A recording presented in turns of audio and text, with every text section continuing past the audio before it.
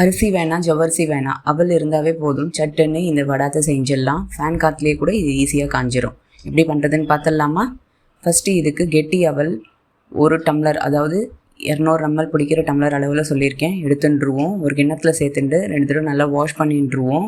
1 tumbler அளவுக்கு தண்ணி விட்டு 15 நிமிஷம் ஊற வச்சுருவோம். 15 நிமிஷம் கழிச்சு பார்த்திங்கன்னா நல்லா ஊறி வந்துட்டுருக்கு. இதை மிக்ஸி ஜாரில் சேர்த்துட்டு 1 டம்ளர் அளவுக்கு தண்ணியை விட்டு நைஸாக அரைச்சி எடுத்துன்னு வந்துடுவோம். அரைச்சின்னு வந்ததை ஒரு கிண்ணத்தில் சேர்த்துட்டு 3 டம்ளர் அளவுக்கு தண்ணியை விட்டு கட்டியே இல்லாமல் கரைச்சி வச்சுருவோம்.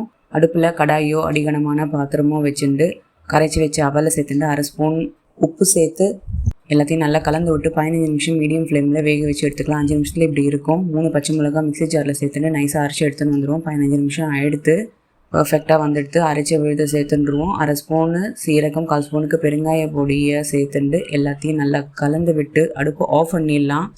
1 ஸ்பூன் அளவுக்கு லெமன் ஜூஸை சேர்த்துட்டு நல்லா மிக்ஸ் பண்ணி ரெடி பண்ணி வச்சுருவோம். இப்போது வடாம் போடுற பிளாஸ்டிக் ஷீட்லேயோ இல்லைன்னா காட்டன் கிளாத்லேயோ இது மாதிரி வடாம் இட்டுருவோம். ஒரு நாள்லேயே சூப்பராக காஞ்சி வந்துடும். ஃபேன் காற்றுல கூட இது ஈஸியாக காஞ்சிரும்.